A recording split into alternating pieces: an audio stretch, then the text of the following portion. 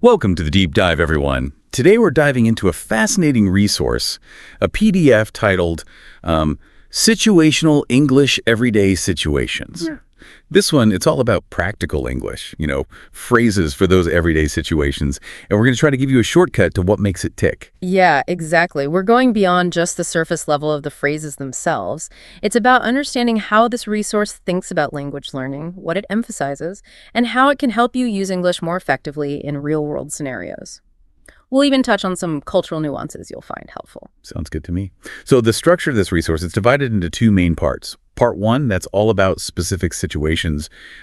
Think traveling, think being a tourist, hotels, restaurants, even pubs, all those classic scenarios. Right, and it doesn't stop there. It also covers things like shopping, using services like post offices, banks, being a guest or a host, workplace interactions, meetings, even language classes themselves, which I thought was interesting. Yeah, it's pretty thorough. And part two, that's where it shifts gears a bit. It focuses on communicative functions, those specific things we do with language, like meeting people, saying goodbye, and making conversation flow. Exactly. And it covers, using the telephone, both for casual chats and business calls, offering and accepting help, expressing thanks, planning your free time, making and responding to requests, talking about social news, apologizing, making those short remarks, giving advice, commenting on things, being tactful. Oh, and even dealing with health-related topics. Wow, that's a lot. It's like a one-stop shop for everyday English. Yeah. And there's a vocabulary section too, of course, and some clear instructions on how to use this for self-study, which seems like a great place for us to kick things off. What did you think of those self-study recommendations? Anything jump out at you? Well, I really like the emphasis on active learning. It's not just about passively reading through lists of phrases. It really encourages you to engage with the audio. They mentioned CDs and even cassettes, which kind of dates it a bit, and actually try to come up with your own answers to the situations presented. Right. It actually says, try to say the answer or read it from the book. So you can start with that bit of support, but then what's that crucial next step it recommends? Then it says, listen to the answer and repeat it. And it specifically says, don't worry if you can't do it quickly at first, use the pause function. So it really gives you that control over your learning pace and make sure you have time to absorb it and practice that pronunciation. That's a great point. And I noticed that the resource says the audio is designed to give you time for both a slower initial response and then that faster repetition at a more natural speed. So it's almost like they're trying to simulate real-life conversation, right? Mm-hmm. Where you don't always have tons of time to think. Precisely.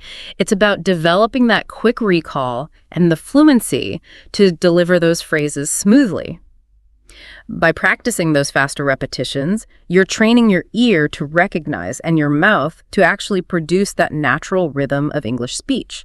And they're acknowledging that as you get more comfortable, you're not going to want to wait forever between the prompt and the answer. Right. It becomes more intuitive. Now, there's this suggestion about recording yourself, which sounds a bit scary to me, but also very valuable for improvement. Yeah, it's a powerful tool for self-assessment, for sure. The instructions suggest using a cassette recorder again. You can see when this was made with a microphone to record yourself while the correct audio plays through a separate speaker. And then you listen back and you can really compare your pronunciation and intonation to the native speakers on the recording. So you can pinpoint those areas where your emphasis, your rhythm might be different. Speaking of emphasis, there are pronunciation notes too, right? Focusing on word stress. Yeah, they use a simple dot notation to mark the main stress in each answer. It's a good visual guide. And the advice to imitate the stress and rhythm of the native speaker, that's so crucial. Sometimes learners get so focused on grammar and vocabulary, but stress and intonation, those are just as important for clear and natural sounding English. I mean, you can actually be misunderstood if your stress is off, even if your words are correct grammatically. Makes sense. And then there's that rule about linking words, which I think a lot of learners struggle with because it's not always taught explicitly. Yeah, but this resource explains it in such a simple way. It says, when a word ends in a consonant sound and the next word begins with a vowel sound, with the exception of words starting with a W sound, like one, they tend to be linked together in natural speech. And then they give that great example. Could I have a look at one of the watches in the window, please? You can hear how it just flows so much better when you link those sounds together. Yeah, it makes it sound so much smoother and more natural, less choppy. Now, what about those general usage notes? There were some interesting points there. like using Chris Smith as the name in most of the examples. Right. That's a practical choice to keep it relatable without tying it to any particular culture. And they actually encourage you, the learner, to substitute your own name. It's a nice touch to make it feel more personal. And the note about using they as a singular pronoun when the gender of the person is unknown, that's definitely become more common, hasn't it? Oh, absolutely. It's more inclusive and avoids that, awkward he or she construction. Yeah. It's interesting to see this resource, even though it's older, acknowledging that shift in language. Yeah, it's good to see. And starting phrases with, excuse me, and ending with please, that stood out to me too, just that constant emphasis on politeness. Yeah, it's so fundamental in English, especially when you're, making requests or talking to strangers. Those little words, they make a huge difference in how you come across. They signal respect, consideration, all that good stuff. And I think the resource mentioned that certain units have additional notes with extra details or alternative ways of saying things, and that difficult words are explained in the vocabulary section. So it seems pretty self-contained as a learning tool. Yeah, very much so. And there's this really important note about the answers themselves. Some are the, grammatically correct option, but many others are just natural ways that native speakers would say things. So it's not always about rigid rules. They're encouraging you to listen to more native speakers and even explore other phrasing, always double-checking with a native speaker if you can. So you're not just memorizing, you're getting a feel for the language. And that last point in the general usage notes, the one about adapting expressions to different situations by changing certain words. I think it's a crucial skill for learners, going beyond just memorizing and understanding that underlying structure so you can tweak things to fit new contexts. Absolutely. It's about becoming a more versatile and creative communicator, not just someone who repeats phrases from a book. Right. Okay, so that gives us a good sense of how this resource is structured and how it guides you through learning. Let's actually look at some examples from part one, the situational section. Let's start with traveling by train. What kind of practical communication does this section focus on? Well, it's all about getting the information you need for a smooth journey. So asking about train times, like, could you tell me the times of trains to Cambridge, please? Finding out if you have to change trains, do I need to change? How long the journey takes, how long does it take to get there? And understanding different ticket types like period return and day return. Those are your basic questions for train travel. Yeah, those are the essential questions, the phrases that can actually help you navigate the whole experience. And then there are phrases for when you're on the train itself, like asking about the buffet cart, confirming you're on the right train. And I thought that phrase, are you getting off at Cambridge by any chance, was particularly interesting. It just sounds so British, that kind of indirect way of checking if someone's going to the same place. Yeah, it's that by any chance that softens it, makes it less direct. And that request to be told when you're nearing your destination. Could you tell me when we're nearly there, please? That's another great example of politely anticipating a need. Makes sense. Okay, let's move on to being a tourist. This section looks like it covers a lot of ground, from finding your way around to finding essential facilities and figuring out accommodation. Right. So you start with orientation. Excuse me, could you tell me how to get to the town center? Could you tell me where the tourist information center is? It's important to notice that polite, slightly indirect question structure. It's generally preferred to just directly asking where is when you're talking to strangers. Oh, that's good to know. And I like the straightforward response if someone asks you for directions and you're also a tourist. I'm afraid I can't help you. I'm a stranger here myself. Simple and clear. And of course, the essential question for every traveler, excuse me, are there any public toilets near here? Couldn't forget that one. And then the section goes into more specific tourist needs.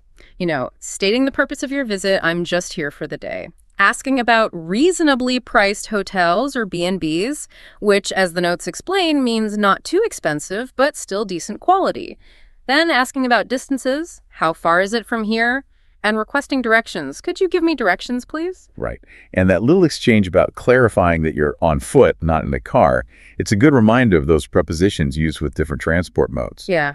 And the simple request to write it down, so helpful when you're dealing with place names you've never heard before. It also covers asking for general holiday information, specific recommendations, checking if a place is within walking distance, asking about bicycle hire, and even if it's okay to take photos. Really covers a lot of tourist situations. Yeah, It really does. And they even point out that phrase, could you give me some information about it? That's super versatile. You can use it for all sorts of things, which goes back to their idea of giving you transferable skills, not just situation-specific phrases.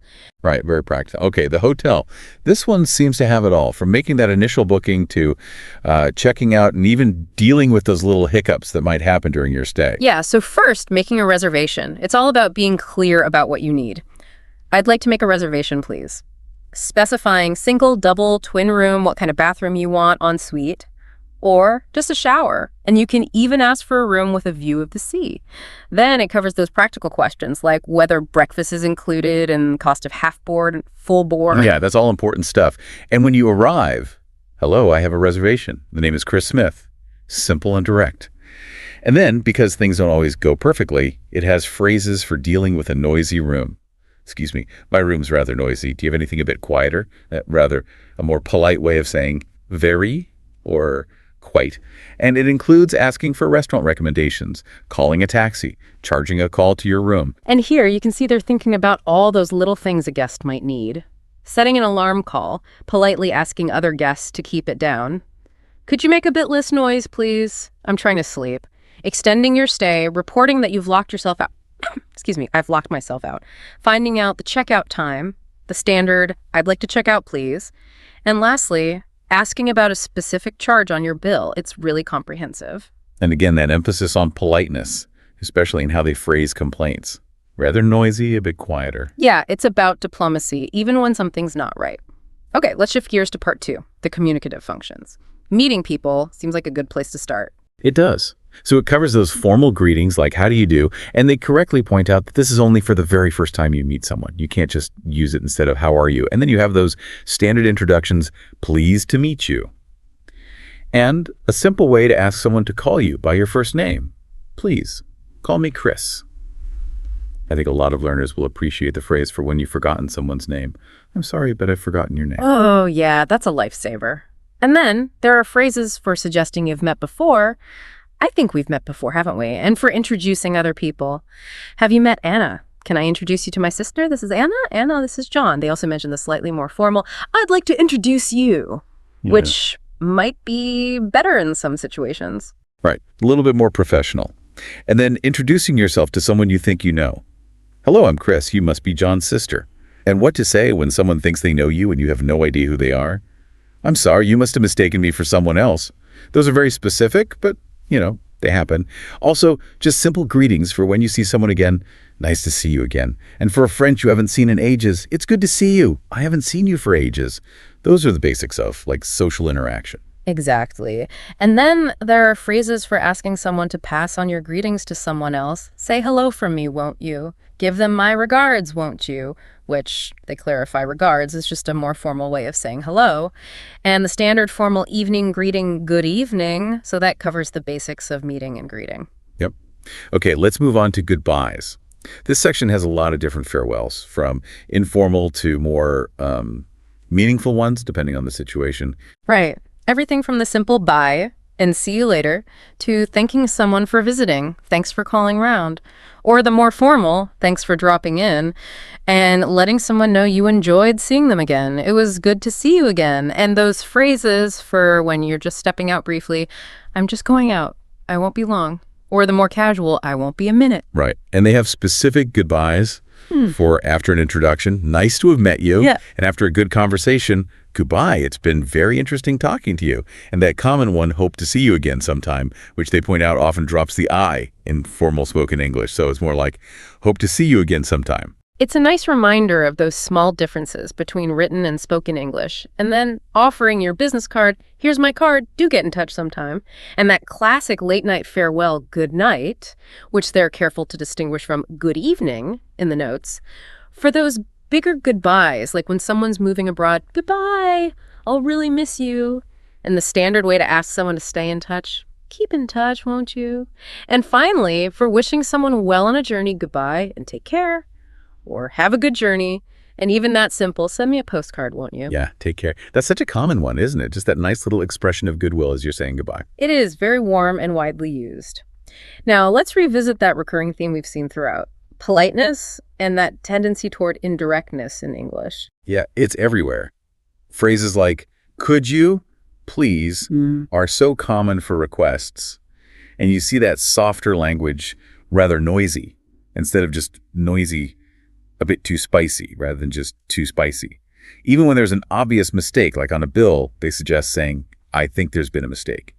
Much less confrontational than directly accusing someone of messing up. What's really interesting is that note they make in the restaurant section that British people aren't very direct when they complain. They say you could be more direct, but it might come across as rude and actually make people less helpful. It's a real cultural thing, that preference for indirectness. It's about maintaining that social harmony, I guess, softening the blow. And we saw that in the way requests are phrased, too, with options like, could I possibly? For when you're asking for something that might be a bit of an imposition. Exactly. It's all about those layers of politeness, those coulds and woulds, those softening words like a bit and rather. That's a key takeaway from this resource, I think. It's not just knowing the words, but knowing how to phrase things in a way that's culturally appropriate. Right. How to get your point across without causing offense or, creating awkwardness.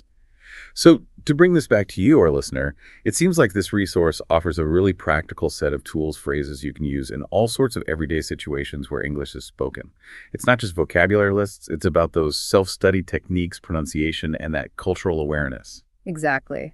Whether you're planning a trip, you want to be more confident in those everyday social situations, or you just want to, get a better grasp of how English is actually used, this resource has a lot to offer. So, quick recap. Situational English. It seems to be a useful resource for learning practical phrases in context. Emphasizes active self-study, gives you guidance on pronunciation, and really stresses the importance of politeness and that indirectness in English communication. And the way it's structured, going from those specific scenarios to more general communicative functions, I think that encourages you to see how language works across different situations and really build a more complete understanding of how everyday English is used. Yeah, that makes sense. All right, so a final thought to leave you with. With all these different everyday situations covered in this resource, from the very routine to the more specific, what area of conversational English do you personally find the most challenging? And how do you think a resource like this, with its structured approach, could help you approach that challenge differently? Or maybe think about a recent interaction where you felt unsure about what to say in English.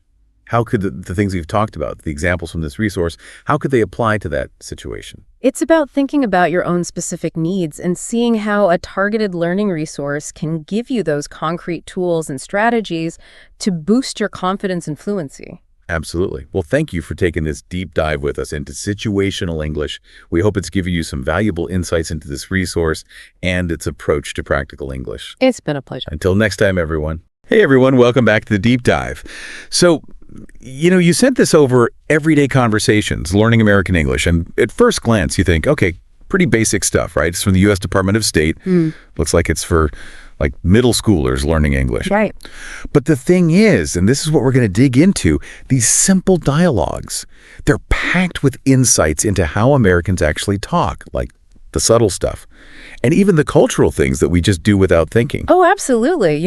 When you have material designed for people learning the language, it makes those hidden rules so obvious, things native speakers never even question. Exactly. Yeah. So our mission today, and this is going to be fun, is to go beyond the basic words and grammar and really unpack those aha moments. Like, you might think you know this stuff, but trust me, there are going to be some eye-openers here. We're diving into 3 main sections: how Americans do introductions and small talk, then navigating everyday stuff around town, and finally, all the language we use for pastimes and activities. So let's kick things off with those introductions and small talk. Sounds good. Okay, so the resource starts with formal greetings. Yeah. Your good morning, good afternoon, good evening. Now, you might think this is straightforward, but it's interesting how they point out that good evening usually starts around 6 p.m. or sunset. Yeah, makes sense. Right. And they make this clear distinction. Good night is not a greeting. It's only for saying goodbye. Which, when you think about it, it's true. We don't really use it as a hello at all. Totally. Then there's the handshake.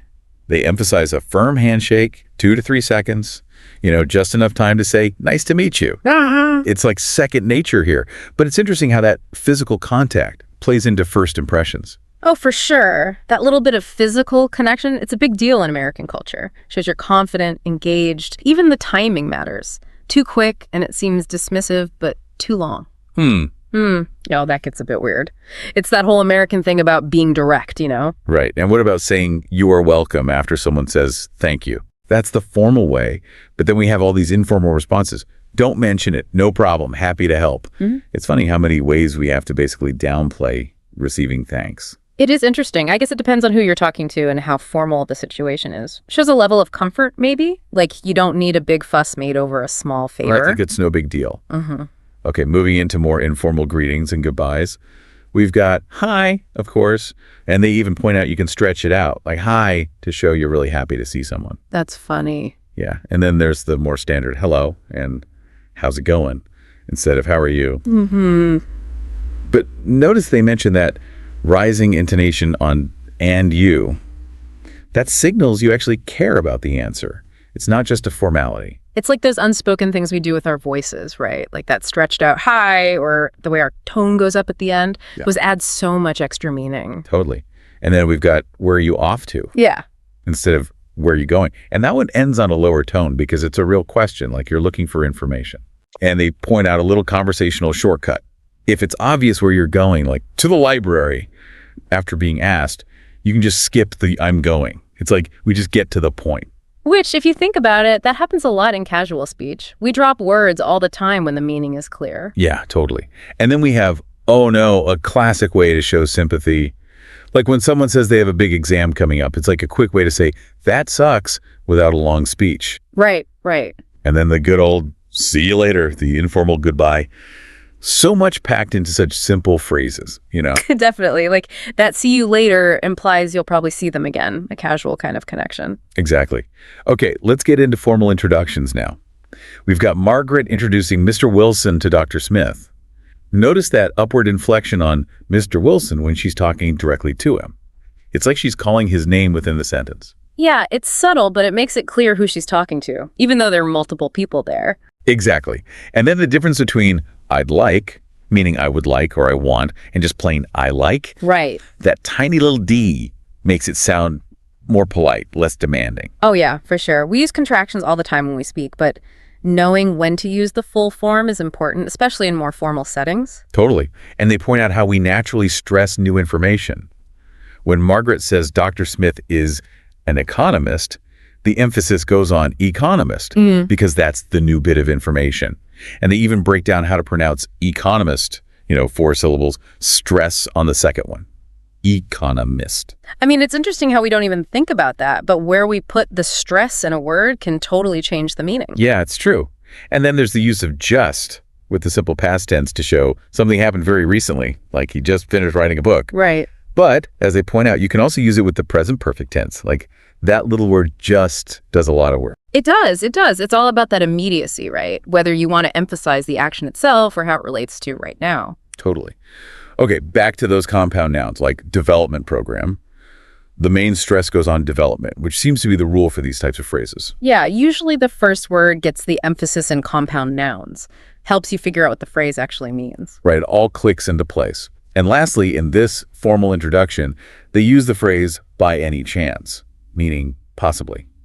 And that upward inflection at the end makes it a yes-no question, like they're looking for confirmation. It's a softer way of asking. Absolutely. Adding that by any chance makes it less demanding, just checking if something is true. Exactly. All right, let's shift gears to informal introductions now. Jim asks, who's the tall woman? And they point out, of course, that whose, meaning who is, sounds exactly the same as whose, but it has a totally different meaning. Yeah, those can trip you up if you're not careful. You really have to pay attention to the context to figure out what they mean. Totally. And then Charles uses this negative correlation. Didn't you meet her at Steve's party? He's actually surprised that Jim hasn't met Mary, so it's like he's assuming the answer will be yes. Right, it's like turning the question upside down. You expect them to agree, not disagree. Exactly. And then we have this slightly odd emphasis, I wasn't at Steve's party. Normally, prepositions aren't stressed, but here a dad gets the emphasis because it's the key reason why Jim didn't meet Mary. Yeah, it's like the location is the most important part of that sentence. Right, it's all about the where.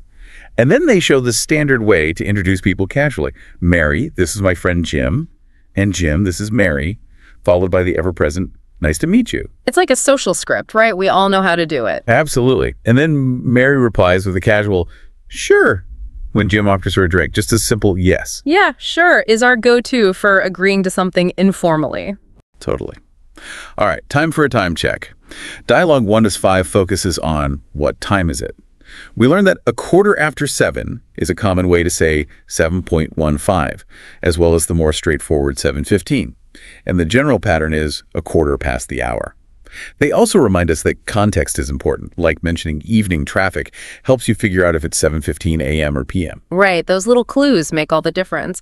And it's interesting how we still use those fractions of an hour, like a quarter past or half past. It's very traditional. Yeah, it is. And this dialogue also shows how we use phrases like, don't worry, don't stress, we're fine, we will be on time when we're feeling a bit rushed or anxious. It's like we're trying to calm each other down. Exactly. Yeah. And they give us 2 ways to say 7.30, either 7:30 or half past 7. So many ways to say the same thing. Plus, a good definition of rush hour, those super busy commuting times in the morning and evening. Yeah, you got to know about rush hour if you're going to navigate any American city. For sure. Okay, next up is a phone call. We see that casual phone greeting, hi, name, it's name, even though it technically means it is. It's just how we talk on the phone. Right, it's like a shortcut. It just means I am. It's so ingrained that we don't even think about it. Exactly. And when Alice answers, oh, hi, John, that upward inflection shows she's pleasantly surprised to hear from him. Tone of voice matters so much, right? It really does. Our tone can express so much, from excitement to sarcasm. Totally. Then John asks, I was wondering if you'd like to. It's his indirect way of asking, do you want to? And they point out that upward inflection at the end can make it sound less confident, like he's hesitant to impose. Yeah, it softens the request, makes it easier for the other person to say no if they want to. Exactly. Good point. And Alice's response, sure, I'd love to, is super enthusiastic. The love to really emphasizes her agreement. Definitely. That love to adds an extra layer of enthusiasm, like she's really excited. Totally. And John continues to be indirect, suggesting, I was thinking about that new comedy. He's leaving space for Alice to give her opinion. It's very collaborative. Yeah, it's a nice way to make plans together, not just dictate what you're doing. Right. Sounds great, is Alice's informal seal of approval. And then, I'll pick you up, is clarified as meaning, I'll come to your house so we can go together. Those phrasal verbs can be tricky, so it's good to have that explanation. Yeah, phrasal verbs are tough for language learners because the meaning isn't always obvious from the individual words. Absolutely. So what happens when you miss something someone says? Dialogue 1 to 7, can you say that again? Gives us a whole bunch of ways to ask for repetition. You've got, what did you say? Can you repeat that, please? Excuse me, I can't hear you. I'm sorry. I beg your pardon. Yeah. And the last 2 have that upward inflection that makes them sound like questions. It's good to have a variety of phrases, you know? Some are more formal than others, so you can choose the right one for the situation. Absolutely. And they also give us some more specific ways to ask for clarification, like, can you please repeat that? Can you spell that for me? Can you please write down the address for me? Ooh, super useful for when you need to get the details right. Yeah, those are helpful when you need a specific piece of information clarified. Definitely. And then we get some vocabulary for bad phone reception, cutting out, the line is breaking up, I am losing you, and the classic, the call dropped. We've all been there, right? Oh yeah, for sure. It's so frustrating when you can't hear properly. Totally. And they point out that talk to you later is basically the phone version of see you later. Yeah. Just a casual way to end the conversation. Plus, a quick definition of reception in the context of cell phone service, mentioning situations where it might be bad. Like in a tunnel or a basement. Exactly. Okay, dialogue 138, coincidences. We see Meg run into an old friend. She says, well, hello there. Well, putting extra emphasis on hello to show her surprise. Yeah, adding that there, and the emphasis makes it clear she wasn't expecting to see this person. Right, it's all in the delivery. And then we have the classic, long time no see. Perfect for those moments when you haven't seen someone in ages. It's a standard phrase. Everyone knows what it means. Absolutely. And then we get the exclamation, what I, which can express all sorts of strong emotions like surprise, joy, or even disappointment. They give the example, you always did have good taste, with the stress on did for emphasis. It's like a playful tease because they both like the same shirt. It's funny how we can change the meaning of a sentence just by stressing a different word. Yeah, totally. And finally, the universal, what a small world. Perfect for those surprising moments when you realize how interconnected everything is. Yeah, it's that feeling of, wow, I can't believe I ran into you here. Exactly. All right, rounding out our look at introductions with a weather report. We get a definition of a cold front, that band of cold air that moves through, and the very useful phrase supposed to talk about expected events, like, I thought this cold front was supposed to pass. Yeah, supposed to is tricky because it can mean both expected to and obligated to. Right, you have to pay attention to the context. And then we get some informal ways to say yes, yeah, yep, Good to know for casual conversations. Plus, the super practical phrase, that's what I read online this morning, which you can adapt to heard on the radio or saw on TV. Perfect for telling people where you got your information from. Totally. And then some synonyms for cold, chill, freezing, cold. Always good to expand your vocabulary. And they explain wind chill, how the wind makes it feel even colder than the actual temperature. Oh yeah, wind chill can be brutal. No kidding.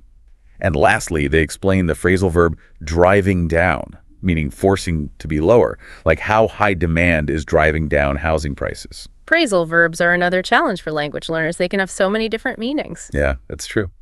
All right, let's move on to our next section, around town. Our first stop is a restaurant. The waiter asks, can I start you off with something to drink? With that upward inflection at the end, because it's a yes-no question. Classic waiter question. Totally. Anna emphasizes both I'll and lemonade in her response, and I'll have lemonade, to make her choice clear. Yeah, we use stress to highlight the important parts of our sentences. Exactly. And in the waiter's next question, are you ready to order, or do you need a few minutes? The word or signals a choice. Notice that upward inflection on order and downward inflection on minutes. It's like he's guiding you through the options with his voice. Totally. When Ralph orders, the stress falls on the food items. Tomato soup, roast beef, mashed potatoes, peas, and as we saw before, in compound food names, the stress usually on the second word, like roast beef. Makes sense. The food is the most important part of the order. Right. And Ralph just says, well done, please, skipping the subject and verb. It's like a conversational shortcut. Yeah, we do that a lot in casual speech, especially when the meaning is clear from the context. Totally. Anna uses just to say she doesn't want a starter, and I'll just have the fish. It implies she only wants the main course, nothing else. Right. Okay, our next scenario is at the doctor's office. The doctor asks, what seems to be the problem? Which is a formal way of saying what's wrong. Yeah. And it has that downward inflection typical of what questions. It's a very doctory way to ask. Totally. Kathy starts by saying, well, drawing it out a bit like well. It's that classic hesitation. We all do it. Like, let me think for a second. Exactly. And notice how she uses a before each symptom. A bad cough, a sore throat, a headache. Yeah, that's important for learners to know how we use articles with symptoms. Absolutely. She uses about to give an approximate time. About 3 days now. It signals that it's not an exact number, just an estimate. Right. And the doctor's instructions are all in the simple present tense, like commands. Take aspirin, get rest, make sure, call me. It's very direct, no messing around. Totally. And they explain that still sick just means continue to be sick. Simple and straightforward. Okay, moving on to asking directions. Mark starts with, could you tell me? Which is a little more polite than, can you tell me? Using could makes it sound less demanding. Exactly. He asks, could you tell me where the library is? Now, there's a stress on library because that's the key information. And notice the word order. Subject library comes before verb is, unlike the direct question, where is the library? Yeah, that word order difference can be confusing for learners. Totally. Nancy points and says, yes, it's that way, emphasizing that to show the direction. Yeah, stressing demonstrative pronouns like that helps make it clear what you're referring to. Right. Mark explains he's new in town and doesn't know his way around, and Nancy says, oh, I know how you feel. Stressing feel to emphasize the shared emotion. Showing empathy. Exactly. And we see that indirect question word order again when Mark says, I still don't know where everything is. Subject to everything before verb is. It's a consistent pattern. All right, next up is calling for help. Peter starts with a surprised, hey, followed by an urgent description of a car accident. That hey is like an alarm bell. It gets your attention immediately. Totally. He asks, is anyone hurt? With an upward inflection and a worried tone. Yeah, you can hear the concern in his voice. Sure. The dialogue explains what 911 is and what kind of information the operator will ask for. Very important to know in an emergency. Absolutely. Those details can save lives. They point out the stressed words in Peter's report. Car accident, post office, Charles Street. Clear and concise information is key in an emergency. Exactly. He says, it just happened, emphasizing just to show it was very recent. It highlights the immediacy of the situation. And when he asks, what did they say? The stress is on say, and the question have that downward inflection we expect from what questions. Yeah, those patterns become second nature after a while. All right, moving on to the supermarket. Louise suggests, how about baking some cookies today? By using how about followed by a verb ending in -ing. It's a very common way to make suggestions. Julia's shows she's thinking about it, maybe not fully convinced. Then she decides, that's a great idea, and emphasizing great to show her enthusiasm. You can practically hear her smiling. Totally. They explain that the recipe calls for means the recipe says we need, and that it can also be used for weather forecasts. Yeah, it's a versatile phrase. And when they list the ingredients, flour, sugar, and butter, there's a slight pause and stress on each item. Helps the listener keep track of the list. Louise says, why don't you get the flour and sugar? Why don't you? To make a suggestion or give a direction. It's a softer way of saying, go get those things. Right. And finally, a definition of aisle with that silent S, explaining it's a walkway in a supermarket. Basic vocabulary, but important for getting around. Yeah, you got to know your way around the store. In our next scenario, running errands, the receptionist greets Claire with, hi there, with that upward inflection after hi and downward inflection after there. It sounds very welcoming. It's all about that friendly tone. Totally. Claire responds with a simple, sure, meaning okay. They point out the structure, get have plus object plus past participle for describing services, like get my hair cut, have my new pants hemmed, have my car serviced. It's a passive voice construction, focusing on the action being done rather than the person doing it. Exactly. The receptionist asks, is there anything else? To see if Claire needs further assistance. Very typical in customer service. Yeah, they want to make sure you're happy. Claire says, before my long drive home, putting emphasis and a bit of a humorous tone on home because her car needs servicing before the trip. A little bit of sarcasm there. Right. The receptionist's response, no problem, means don't worry. And that drawn out no new problem shows understanding and reassurance. It's like they're saying, I got you. It's all good. Totally. All right, now we're at the post office. The postal clerk asks, what can I do for you today? With that downward inflection at the end because it's a what question. Consistent pattern there. Yep. When presenting another option, the clerk emphasizes or you can send it priority to highlight the alternative. Makes the choice clear. They point out the two ways the clerk says the price, $11.35 and $11.35. Both are common. Good to know both ways. The customer says, oh yeah, meaning I just remembered something, often followed by I almost forgot. That sudden realization moment. And the clerk says, your total comes to, which is a standard way to say the cost is. It's the final amount you need to pay. Exactly. Next up is catching up after class. Sarah greets Greg with a casual hey, and then asks, how did your physics exam go? Just checking in. Greg says, I'm just glad it's over. Stressing glad and in using just for emphasis, meaning he's super relieved. Yeah, just can really ant up the feeling. Sarah then asks, how about you? With a downward inflection because she's going to follow up with a more specific question. The tone of voice sets up the next part of the conversation. To point out the common contractions, how did and your pronounces your. Very common in everyday speech. Sarah asks, do you feel like grabbing a bite to eat? Meaning, do you want to eat? And notice how feel like is followed by a verb ending in ing. Come over is explained as meaning come to my house. And notes here refers to class notes. Basic stuff, but good to clarify for language learners. All right, next scenario is shopping. The salesperson asks, can I help you? Or may I help you? Which are standard greetings in a store. They're just being polite and offering assistance. The customer replies, I'm looking for a sweater, meaning they're browsing. They don't have a specific sweater in mind, they're just exploring. They mention size medium as a basic clothing size. The customer says, let's see, while looking at the options. It's like they're thinking out loud. They prefer a different color. I'd rather have it in blue. The salesperson asks, would you like to try it on? Which is a polite way to offer a fitting room. It's all about making the customer feel comfortable. The customer asks, how much is it? Stressing is. And finally, I'll take it, meaning I'll buy it. Those are essential phrases for shopping. Okay, last stop on our tour around town is transportation. The speakers wonder, should we take the bus or a taxi? using should we, or to ask for an opinion. Notice the upward inflection on bus and downward on taxi. It clearly presents the two options. They decide, let's take the bus. It's short for let us. It means, I think we could do this.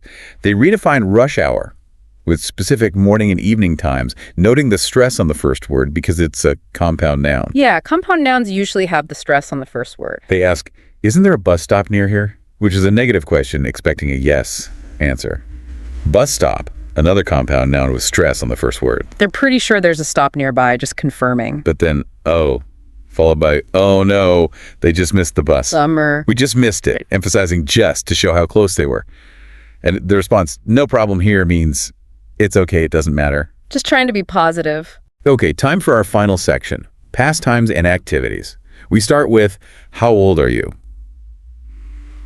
Patty says, I'm really excited about my birthday party, emphasizing really to make excited stronger. Yeah, really adds that extra oomph. We see the normal stress on birthday, birthday party, and then a negative tag question, aren't you?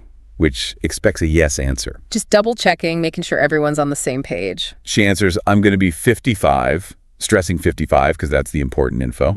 They also talk about how to pronounce ordinal numbers like 14th and 40th, which can be tricky. Yeah, those sounds can be tough. And they point out the contraction gonna for going to. Super common in spoken English. Next up, at the movies, they talk about the 3.30 show, meaning the movie starting at that time with stress on 3.30. Sue says, enjoy the movie, with a friendly upward inflection on movie. It's like a nice little send-off. Jim asks, would you mind moving over one? Which is a polite way to ask someone to move the seat. They contrast it with, would you mind if I moved over one?